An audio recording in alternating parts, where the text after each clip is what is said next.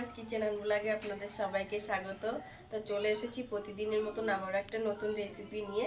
নতুন না, এটা সবাই জানে, মানে সবাই বানাতে পারে, তাও আমি আমার চ্যানেলে এটা প্রথম। আজকে আমি বানাবো একদম ঝুরঝুরে আলু ভাজা। তো ঝুরঝুরে আলু ভাজাটা একদম অনুষ্ঠান বাড়ির মতন করে বানাবো, যে আমাদের বিয়ে মানে অনুষ্ঠান বাড়িতে যেভাবে আলু ভাজা করে দেয় ঝুরঝুরে আলু ভাজা, তো আমি সেইভাবে বানাবো। তো কিভাবে বানাচ্ছি প্লিজ আপনারা পুরো ভিডিওটা দেখতে থাকুন, আশা করছি আপনাদের খুব খুব ভালো লাগবে। তো দেখুন বন্ধুরা, আলু ভাজা বানানোর জন্য আমি এখানে 6খানা আলু নিয়েছি। তো আলুগুলো কিন্তু আমি বটিতেই এই বটি দিয়েই কেটে নেব। তো প্রথমে আমি আলুটাকে ছুলে নেব।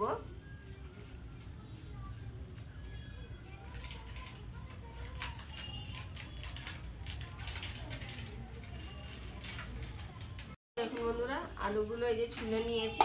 তো এবার আমি আলুগুলোকে দেখুন একদম পাতলা পাতলা করে, আপনারা চাইলে মেশিনের সাহায্যেও ঘষে নিতে পারেন, কিন্তু আমি এইভাবে এই দেখুন একদম পাতলা পাতলা করে কেটে নিয়েছি। তো এইভাবে আমি বটিতে এইভাবে ঝিরিঝিরি একদম ঝিরিঝিরি করে কেটে নেব। দেখুন কেমন ঝিরিঝিরি কেটেছি আমি, এই দেখুন একদম ঝিরিঝিরি, দেখেছেন একদম ঝিরিঝিরি করে কেটে নিয়েছি। তো এইভাবেই আলুগুলো সব কেটে নেব।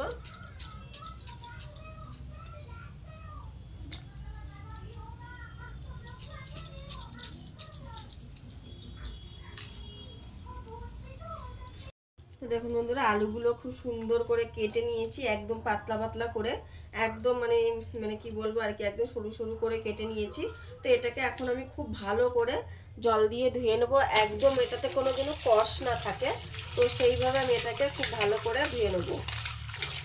দেখুন এটা জলের নলের তলায় বসিয়ে দিয়েছি, আর এখানে একটা ঝাঁঝরি নিয়ে নিয়েছি। তো ঝাঁঝরির মধ্যে আলুটাকে দিয়ে দিচ্ছি।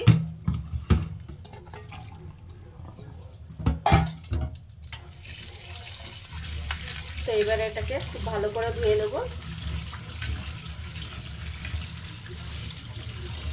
একদম যেন আলুর কষটা না থাকে। তো এইভাবে খুব ভালো করে ধুয়ে নিয়ে এখন এটাকে একটু জলটা ঝরতে দেব। তো দেখুন বন্ধুরা, আলুটাকে খুব জল ভালো করে ঝরিয়ে নিয়েছি, আর এখানে আমি গাবলাটা নিয়ে নিয়েছি। তো গাবলার মধ্যে আলুগুলোকে ঢেলে দিচ্ছি। তো দেখুন আলুগুলোকে নিয়ে নিয়েছি গাবলার মধ্যে। তো এটার মধ্যে আমি এখন দিয়ে দেবো একটু লঙ্কার গুঁড়ো। দেখুন একটু লঙ্কার গুঁড়ো দিয়ে দিচ্ছি, দিয়ে দিচ্ছি পরিমাণ মতো লবণ,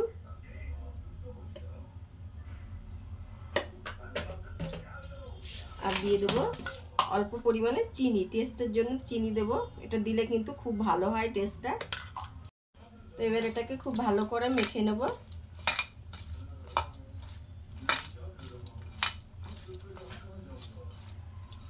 তো দেখুন বন্ধুরা, এই যে আলুটা মেখে নিয়েছি খুব ভালো করে, আর এখানে একটা কড়াই বসিয়ে দিয়েছি। তো কড়াইতে প্রথমে দিয়ে দিচ্ছি আমি সাদা তেল।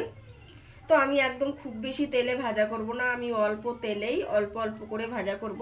তো মোটামুটি তেল আমি দিয়ে দিয়েছি, এর থেকে বেশি আর তেল দেবো না। আপনারা চাইলে এর থেকে কম করা যাবে না, এর থেকে আর ঝুরঝুরে আলু ভাজাতে।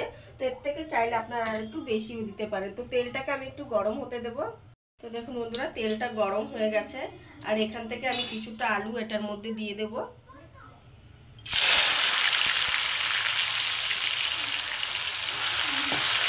অর্ধেকটা আলু আমি দিয়ে দিয়েছি। তো এবার এটাকে একটু অনবরত নাড়তে থাকবো এইভাবে। এবার এটাকে এইভাবে আমি আলুটাকে ভাজা করে দেবো, একদম লাল লাল করে এইভাবে কিছু নাড়তে থাকবো, তাহলে কিন্তু একটার সঙ্গে একটা জয়েন্ট হবে না, আর ভাজাটা কিন্তু খুবই সুন্দর হবে। তো দেখুন বন্ধুরা, কত সুন্দর ভাজা হচ্ছে একদম অল্প তেলেই। তো এখানে এখনো ভাজা হবে, এখনো ভাজা হয়নি, প্রায় অর্ধেকটা হয়ে এসছে। তো এটাকে একদম মুচমুচো করে লাল লাল করে ভেজে নেবো। এইটা কিন্তু একটু মানে কন্টিনিউ নাড়তে হয়, তাহলে কিন্তু ভাজাটা কিন্তু খুব সুন্দর হয়। আর দেখেছেন মেশিন ছাড়া কত সুন্দর হাতে কাটা আলু ভাজা। তো দেখুন এটাকে এখন পুরো লাল লাল করে ভেজে নেব। তো দেখুন বন্ধুরা, এই আলু ভাজাগুলো হয়ে গেছে। তো এখন আমি এগুলোকে গ্যাসটাকে একদম কমিয়ে দিয়েছি। আর এবার আলু ভাজাগুলো তুলে নেব। দেখুন কত সুন্দর মচমচে হয়েছে আর ঝরঝরে শব্দ হচ্ছে, দেখেছেন?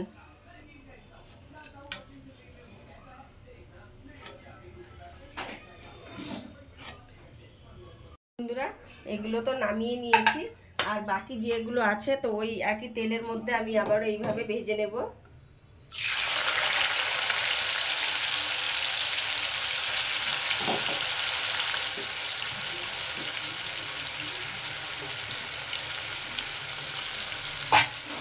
তো এটাকে এইভাবে অনবরত নাড়তে থাকবো।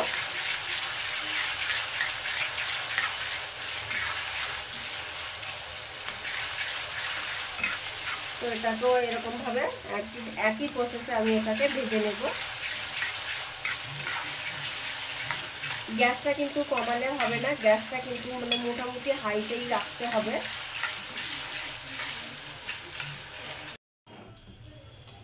তো দেখুন বন্ধুরা এই আলু ভাজাগুলো হয়ে গেছে, তো এবারে এগুলোকেও তুলে নিচ্ছি। দেখুন কত সুন্দর ঝরঝর হয়েছে আর কত সুন্দর মচমচে হয়েছে সেটা দেখুন। এত কম তেলে আর হাতে কাটা মানে আলু বটিতে কেটে এরকম ঝুরি ভাজা হয় কখনো মানে না দেখলে বিশ্বাস করবে না কেউ। তো দেখুন বন্ধুরা সবগুলোকে এইভাবে তুলে নেব।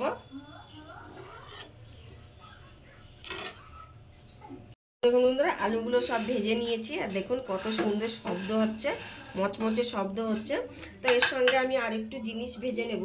তো ওই একই তেলের মধ্যে আমি দিয়ে দিচ্ছি দেখুন 3খানা শুকনো লঙ্কা। তো শুকনো লঙ্কাগুলোকে একটু ভেজে নেব লাল লাল করে।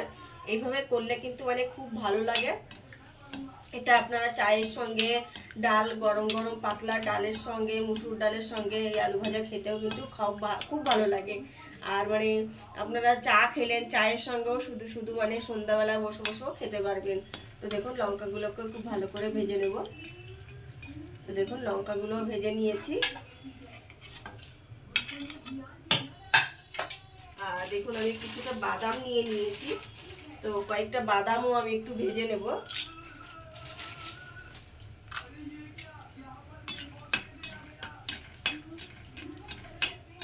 এইভাবে খেতে যা ভালো লাগে না কি বলবো আপনাদের।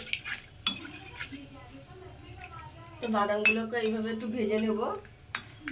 বন্ধুরা বাদামগুলো ভাজা হয়ে গেছে, তো বাদামগুলোকেও তুলে নিচ্ছি। আর একজন দেখুন কোথার থেকে ঢুকে পড়েছে, দেখুন ও আলু ভাজা খাওয়ার জন্য পুরো দেখুন কোথায় চলে এসেছে। আর তার জন্য দেখুন বাদামগুলো একটু বেশি ভাজা হয়ে গেছে। ও এসে খুব ডিস্টার্ব করছে, মা ওর খুব পছন্দ এই আলু ভাজাটা খাওয়ার জন্য। তো আমি বললাম যে আমি ভেজে নিয়ে দিচ্ছি, কিন্তু শুনছেই না। দেখুন কোথা থেকে দেখুন 2-3বার এসে নিয়ে খেয়ে গেছে। দেখুন দেখুন দেখুন দেখুন একটু একটু করে ইঁদুরের মতন করে নিয়ে যাচ্ছে, ইঁদুরের মতন নিয়ে যাচ্ছে আর টিভি দেখছে।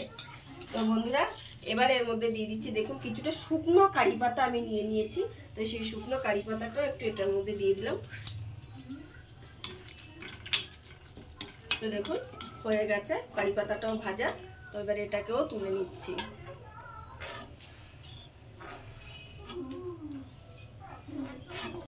এই যে আলু, বাদাম আর কারি পাতা, লঙ্কা সব একসঙ্গে করে নিয়েছি। তো এইগুলোকে একটু আমি এইভাবে 2 হাত দিয়ে একটু মিশিয়ে দেবো। আর গরম আছে এখনো, এখন কত মচমচে করছে, দেখেই জিভে জল চলে আসছে। তো এখন এই দুপুরবেলা ডাল বানিয়েছিলাম, তো এই ডালের সঙ্গে এটা এখন খাবো। তো বন্ধুরা দেখুন তৈরি হয়ে গেছে না পুরো অনুষ্ঠান বাড়ির মতন আলু ভাজা। তো এই সিম্পল রেসিপিটা আপনাদের কেমন লাগলো সেটা কিন্তু অবশ্যই কমেন্টে জানাবেন।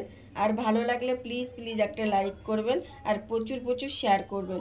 একটা কমেন্ট করতে অবশ্যই ভুলবেন না। তো আজকের মতন এখানেই রাখছি। আর পুরো ভিডিওটা দেখার জন্য আপনাদের অনেক অনেক ধন্যবাদ। থ্যাংক ইউ, নমস্কার।